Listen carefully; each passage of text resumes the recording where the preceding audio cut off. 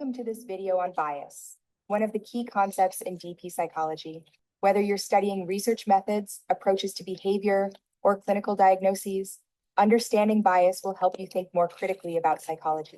Bias is a limitation in objective thinking. It happens when we perceive information through the filters of our experience, expectations, or cultural norms. In psychology, recognizing and addressing bias is essential, both in research and in understanding human behavior. In research, bias can occur in many ways. Researcher bias happens when a researcher's expectations influence outcomes. Participant bias includes behaviors like the placebo effect or social desirability. Sampling bias skews results if participants don't represent the population. Confirmation bias happens when researchers look only for data that supports their hypothesis, and publication bias favors publishing only positive results. Take Loftus and Palmer's study on eyewitness memory. Question phrasing influenced participants' answers. Rosenhan's experiment, where clinician bias led to misdiagnosis.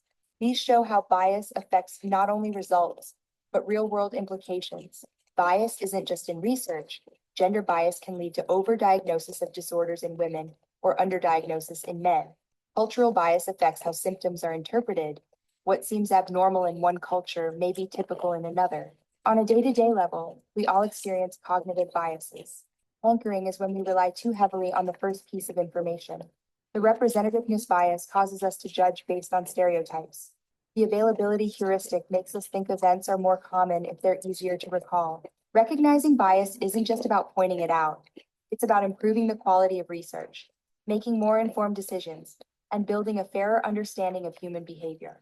Related concepts like reflexivity, credibility, and inter-rater reliability help us reduce bias, and understanding where psychology tends toward reductionism or determinism allows us to think more critically about explanations. Bias doesn't stand alone. It connects with other key concepts.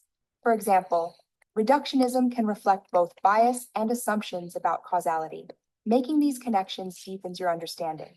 Asking concept-driven questions like these helps you explore real-world applications and evaluate psychological claims critically.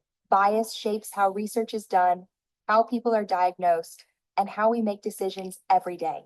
By recognizing and questioning bias, we get closer to psychology that's valid, ethical, and useful.